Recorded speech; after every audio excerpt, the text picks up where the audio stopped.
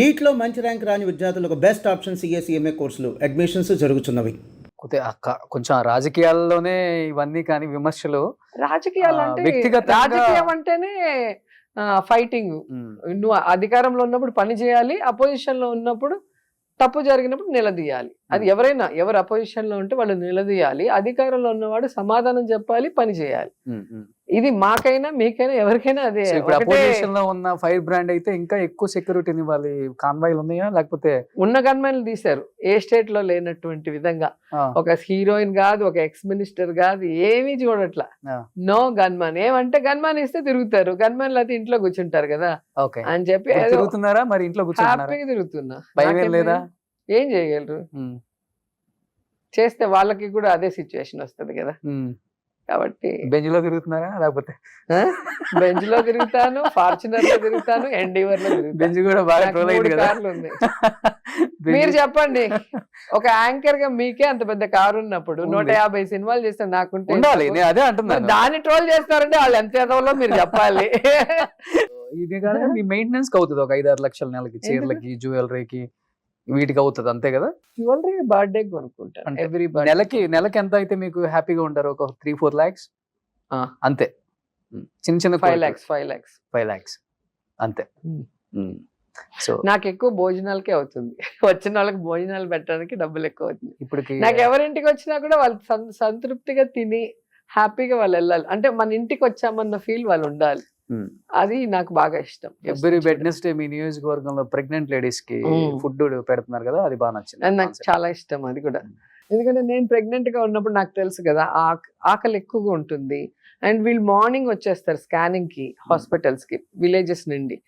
So వాళ్ళు ఇంటికి వెళ్ళే కొద్దికి ఈవినింగ్ అవుతుంది. అందుకని వాళ్ళకి వేడి వేడిగా quality food with egg, banana, చిక్కీతో కూడా పెడతాను నేను. అది నాకు మనసుకు సంతృప్తి వస్తుంది. ఇప్పుడు కూడా చేస్తున్నాను, ఇప్పటికి కూడా. సూపర్. అది నాకు మనసుకు సంతృప్తినిచ్చే విషయం. అది ఎప్పుడు చేస్తున్నాను. 400 members వస్తారు 2 హాస్పిటల్, నగిరి ఒకటి, ఎవ్రీ బుధవారం. ఆశీస్సులు ఉంటాయి. ఇప్పుడు ప్రెగ్నెంట్ లేడీ కదా, ఆమెతో వచ్చే వాళ్ళ హస్బెండ్ లేదా మదర్ అత్త ఎవరు వస్తారు, వాళ్ళు కూడా తింటారు. ఓకే, ఎవరికి లేదని చెప్పము.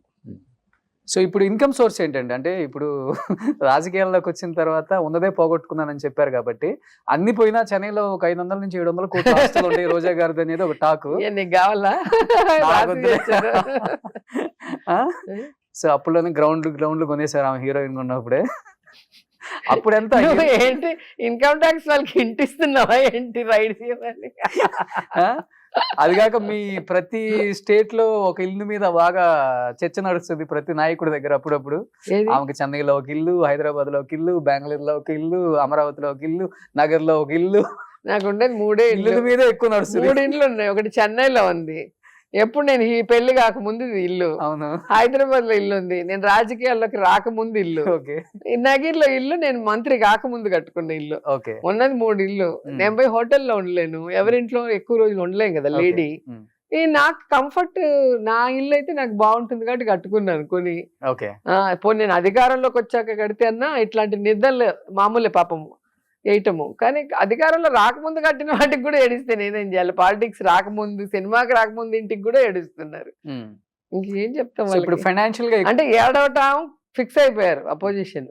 ఆ ఏడవటానికి కారణాలు ఎత్తుకుంటూ ఉంటారు అంతే వాళ్ళు. ఫైనాన్షియల్ గా ఎక్కువ శెల్వా గారు చూసుకుంటారా? ఏది కావాలన్నా కానీ ఆయనే కదా మొగుడు, ఇంటికి పెద్ద అమలేందో ఏం పక్కింటి ఆయన చూసుకున్నట్టు సెల్వా గారే చూసుకుంటారా? ఆయన చూసుకోవాలి. మరి పెళ్లి చేసుకుంటే హీరోయిన్ మాటలా ఊరికేనా? మా ఆయన అంటే అమ్మో ఇంత కాస్ట్లీ అంటే, మరి లవ్ చేసేటప్పుడు తెలీదా ఎందుకు చేసుకున్నావు హీరోయిన్ అనేది? మా ఆయన ఆచితూచి ఖర్చు పెడతారా? చాలా డౌన్ టు ఎర్త్ ఉంటారు, సింపుల్ లైఫ్ అయింది. ఓకే, నా కూతురు దెబ్బకి నా దెబ్బకి ఆయన కష్టం. నేను ఈ డబ్బులు సంవత్సరం వాడుకుంటా, మీకు ఒక నెలకు రాదంటాడు. ఎక్కడైనా బర్త్డే పార్టీ అంటే గ్రాండ్ గా అందరు పిలుస్తాం, మంచిగా నాగలు అంట. ఆయన ఒకటి కొంచెం ఎత్తి పెట్టుకుంటాడు, మేము దాన్ని స్వా చేస్తుంటాం షాపింగ్ అని. ఓకే, సో మీకేమో ఉన్నదాన్ని ఉన్న దాంట్లో జాగ్రత్తగా హ్యాపీగా ఎంజాయ్ చేసి బతకడం మీకు ఉన్నంత ఇష్టం. వరకు హ్యాపీ. బ్యాంకుల్లో బ్యాలెన్స్లు అవన్నీ మనకి అవి ఎవడో మన తర్వాత తినేవాడికి ఎత్తి పెట్టినట్టు ఉంటుంది.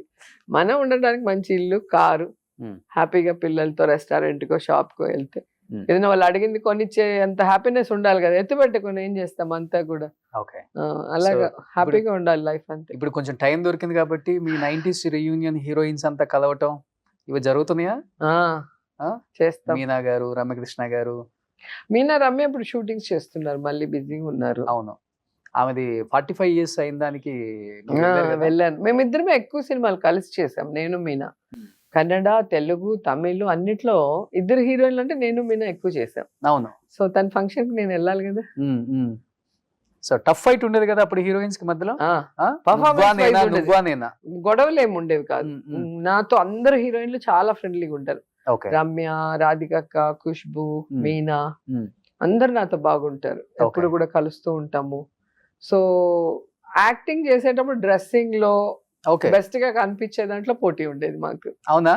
ఎప్పుడు కూడా వాళ్ళు వచ్చి చూస్తారు, వాళ్ళ అసిస్టెంట్ వచ్చి చూస్తారు. ఎవరు ముందు వస్తారో వాళ్ళ డ్రెస్సింగ్ ని ఇంకో ఆర్టిస్ట్ వాళ్ళ అసిస్టెంట్ చూసి ఏ కలర్ వేస్తుంది, దానికన్నా మంచి కలర్ వేయాలి.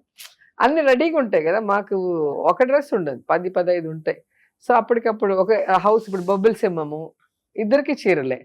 సో వాళ్ళు ఏం కలర్ వేస్తారని మేమేం కలర్ వేస్తామని వాళ్ళు చూస్తూ ఉంటారు. అంటే బెస్ట్ గా ఉండడానికి పోటీ పడేవాళ్ళం. ఫస్ట్ నుంచి కూడా మీరు చీరల్లోనే అందంగా ఉంటారులే. అబ్బా, పెర్ఫార్మెన్స్ కూడా చీరల్లోనే బాగా చేసేవాళ్ళం. అబ్బా, అంతే కదా. మీకేం కంఫర్ట్ ఎక్కువ అంటే ఈ డ్రెస్ వేసుకుంటే బాగుంటుంది? అట్లే నాకు వల్గారిటీగా ఎక్కడ కనిపించింది. నేను ఎక్కువ శారీస్, అదే ఎక్కువ శారీస్, అదే నాకు గుర్తుంది కాబట్టి నేను చెప్తున్నాను. శారీస్ లోనే అప్పటి నుంచి ఇప్పటికి శారీస్ లోనే రోజా గారు అందంగా ఉంటారు. Thank you. అందుకనే వేరే డ్రెస్సుల్లో వచ్చి ట్రోల్ చేసేది. అక్కడ నువ్వు స్విమ్మింగ్ పూల్ లో చీర కట్టుకొని దిగమన్నట్టున్నావు, భలే చెప్తావు. ఏ ఊర్లో ఉంటామో దానికి తగ్గట్టు డ్రెస్సింగ్ చేసుకోవాలి.